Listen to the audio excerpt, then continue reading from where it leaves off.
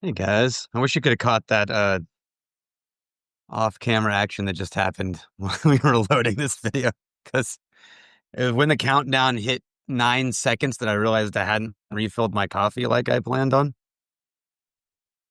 but I made it.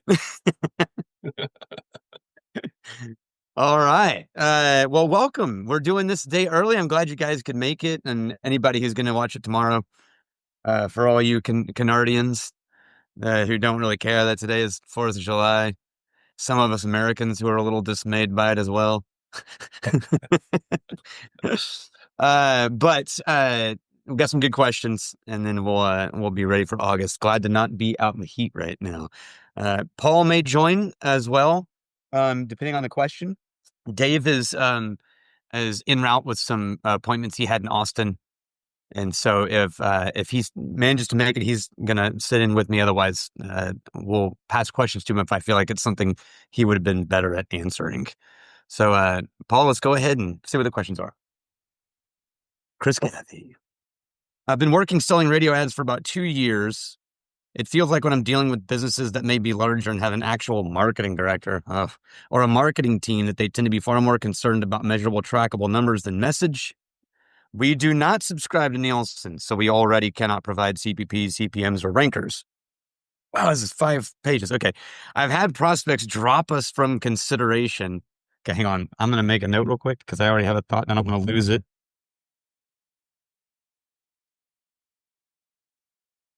Okay. They're looking to move money out of traditional local media into more of a programmatic, trackable ROI and lead generation. As a radio group, we preach the importance of the message being paramount to anything else. And the most honest way to measure the efficacy, there we go, of advertising is at the cash register. Yeah, that doesn't seem to move the needle with a lot of these marketing degree types. Nope, it doesn't. It won't. Nope. Yeah, okay. Obviously, potential clients like these wouldn't be an ideal fit for us to do business with. My question is, does this seem like a growing trend, especially amongst big companies with big budgets, or am I just coming across it more often as I gain more experience and go after larger clients? Yes. Okay. It feels like a waste of time trying to speak to companies that don't do business the way that we do. And naturally, I could look to spend more time speaking directly to more accessible decision makers and small business owners. But are we shooting our future selves in the foot by not finding a way to deliver what potential advertisers are asking for, especially in the days of AI and automation? Will there always be enough accessible small business owners moved by creative messaging to keep the lights on? Oh man, there's like 7 questions in there. Okay. So let's do this. Let's go back to the first page, Paul, and I'm gonna answer them one by one, because each page had its own question. So, or own thing. Okay. I'm gonna say some things, and that you guys who've all done this are gonna feel singularly true and also probably unhelpful. But we are in the business, and you already know this, you've heard us say this over and over. We are in the business of relationships, right? And I was saying this to Paul before it started. You can't really measure love, right? If you're in a relationship with somebody and you're like, I love you, they're like, prove it on a P&L. It's like, well, and the moment in a relationship, this is just a fact. The moment in a relationship when you get to the point where both sides are keeping track of who's done what for each other and whether or not you're proving your love, that's like within months of the end of that shit. Or at minimum, it's right before you're on your 4th marriage counseling session or marriage counselor, right? Like that is the point at which you're tracking, have you done enough to me to prove your love? That's when things are about to come off the rails, if they haven't already. Or when you're not feeling loved and you start tracking all the things that their partner's not doing. And that is exactly where you get to when someone where you're working with in marketing campaigns starts going, prove it, because this is all about relationship and connection and things like that. Now, on the other hand, let's go to the second page, Dave. This sentence is really important. We are, unlike marriage, we are in the business of moving the needle on the profit cash register and ringing the till and putting money in a client's bank account. And that has to be real, which is why when we are working with our clients, we talk to them about measuring their annual sales across a year-long campaign to see if their business is growing, as opposed to measuring every single commercial or ad or like, no, these are all component pieces. What we need to know is, are we moving the overall needle and are you making more money? And if the answer to that is yes, then this is working. And if at the end of the year, barring some sort of massive financial crisis, we're not growing or we're dropping, but we're doing everything we think right, then our marketing isn't working. And that's how we know. And Paul, feel free to butt in if you disagree with any of these statements. They go, well, hang on, Dave. Go to that third page for me. This doesn't move the needle with a lot of the marketing degree types. It won't. Man, I think I told you guys this like last month or the month before. I had a client, small craft distillery, still do. And we're finally making real progress now that we got rid of the marketing director. We were fine. And then their investors forced them to hire a marketing director with a marketing business degree. And he came in and immediately switched the entire plan to provable, trackable, metric, blah, blah. And instantly, or not instantly, it took about 6 weeks and things just started going and sliding because you're measuring the wrong thing. It's like dealing with symptoms instead of the problem. It's Band-Aid tracking, right? Now, I will tell you, this is not a trend in the industry that's new or that just now happening and it didn't used to be like this and those were the good old days and now it's not like that. I have heard all the partners in our group who have been consultants for more than 30 years have been dealing with this since their first year on the job. It's a personality thing. Now, it's gotten way worse as digital took over and a whole bunch of people pretended like you could measure marketing results on a spreadsheet because that was how their lives worked. And that's what they, not Dave Young, it's nice.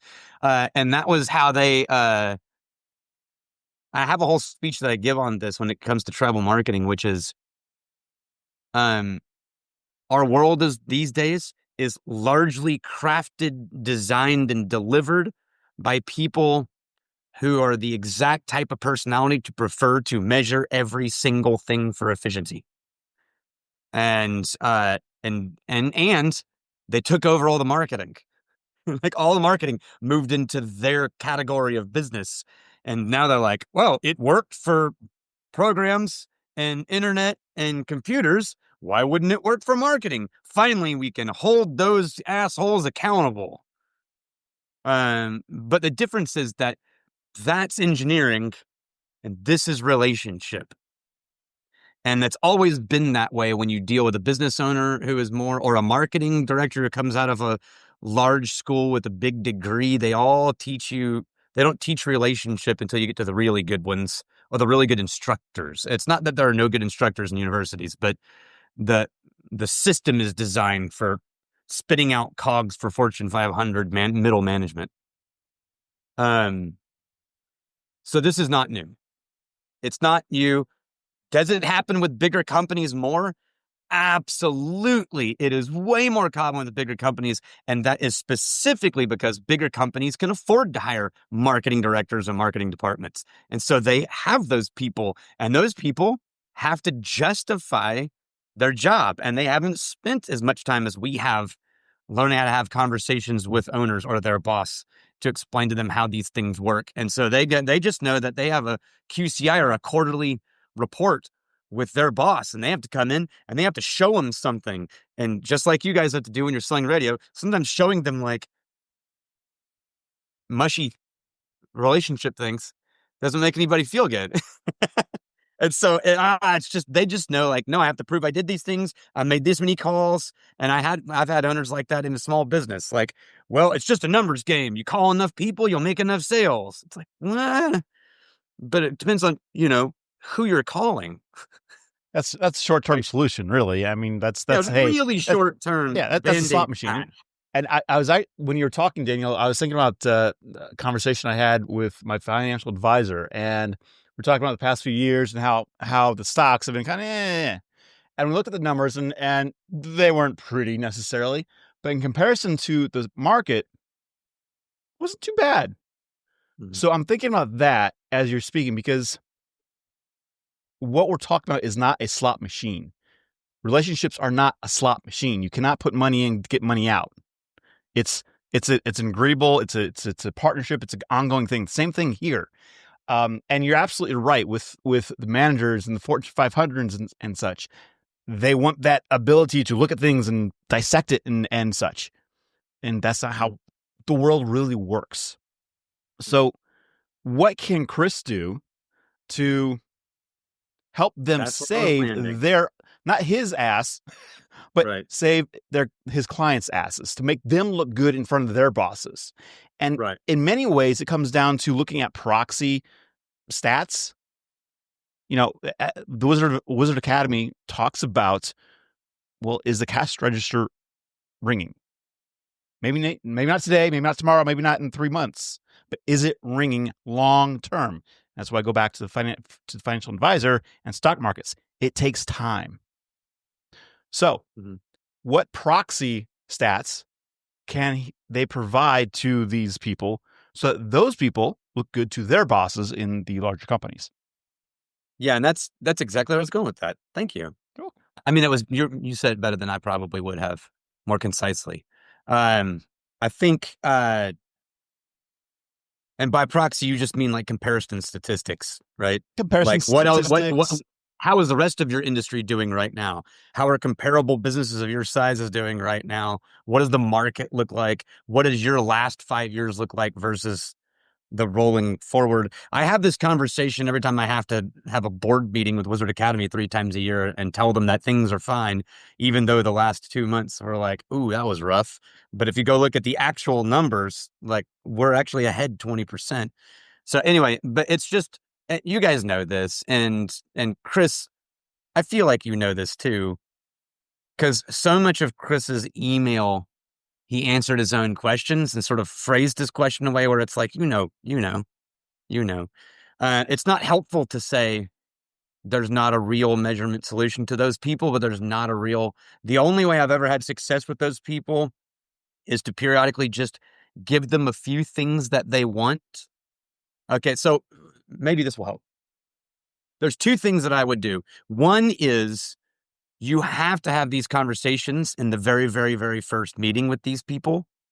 And if there are these people, they need to be in the very, very, very first meeting. You can't get a business owner to sign off on shit and then he hands you to these guys. It never works. So either they're in the meeting and it's just them, or they're in the meeting with the boss. You're all there together. And on that very first sit down, you have the relationship and love conversation. Because if you wait until 3 months later, it's no matter how true it is, it feels defensive. And then no one takes it seriously. Well, but it's just, you just can't measure that kind of thing.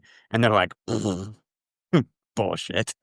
That's what people say who are trying to defraud us. Well, you just can't measure this sort of thing. And the irony is they're right. That is what people who are trying to defraud you say. But the second thing is, if you're building a successful long-term branding campaign, you can periodically cash in your chips every once in a while for a small little feel-good boost, right? And so if you can get the marketing people on your team, not for the year, but just for a long enough window that you've gained a little ground in your branding, and then you can just sort of throw them a quick direct response ad every once in a while to make them feel like, holy shit. And so like what happened with Iron Root was this guy wanted to do a whole bunch of like, sign up for this, play this whiskey's coming, this thing is coming, only 10 days till you could buy this thing. And then we launch it. And I was like, no, we're not doing that. That's not branding. That's like, anyway, it's bullshit is what it is. But I said, no, we're going to do our whole campaign about the mother of Texas whiskey. We're just going to talk about Marsha. This whiskey is a blend in her name, but we're not going to talk about the whiskey entirely. We're just going to talk about Marsha and how amazing she is and all the story of Iron. And we did this for 2 months. And then the week they were releasing this blend in her name, it was called the Mother of Texas Whiskey Blend. Turned to him and I said, all right, now I will write you the ad to promote the Mother of Texas Whiskey Blend. And we wrote it and we sent it out in the newsletter, and they had the single highest sales day in the history of the distillery. It was somewhere in the neighborhood of like $100 and something thousand of sales on one release of one bottle. And that only happened because we had done the real emotional connection campaign. So you need them to not be true. You don't need to get them so in your court that they're just, you know what? Yeah, the Wizards type is everything, But if you can just get them to give you 3-4 months of building the plan, then you owe it to them, if they've given you benefit of the doubt, to just start throwing here and there a little thing that they can track and measure. And if you've done it right, it will blow up, and they'll look at that and go, holy cow. And then you can turn to them and say, that's what I'm talking about, because we spent this time building relationship and everyone loves us. And then we cashed in. Now we can't keep cashing in because this is relationship. So we go back to the branding and just know we can do about 4 or 5 of these a year at the absolute most, right? 1 a quarter is probably the most we can pull off if we're doing this and we're not keep pulling from the piggy bank. And my last thing I'll just say, and maybe this will help you, is, although I doubt it because it tends to come across as sarcastic, I think. Oh, yeah, sorry. That last question is yes, full stop. There will always be enough accessible small business owners to keep this going. And you know how I know? Because that's how Wizard Academy exists. We have never, in my entire time here and predating me with Roy, have never, ever, ever gone after the companies with $40 million training budgets to send their people to Wizard Academy. We have only ever gone after people who have to like tighten their belt and eat peanut butter sandwiches in order to afford to come here.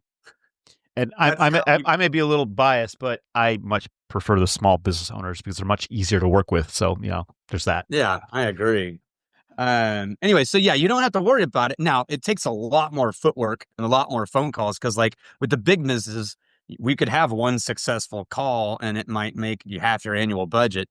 But 2 months from now, they're going to hire a new marketing director who wasn't a part of your initial call because the turnover on those staff teams is so fast, and you got to start from scratch, and then they cancel, and you thought you had the budget handled, and now you don't.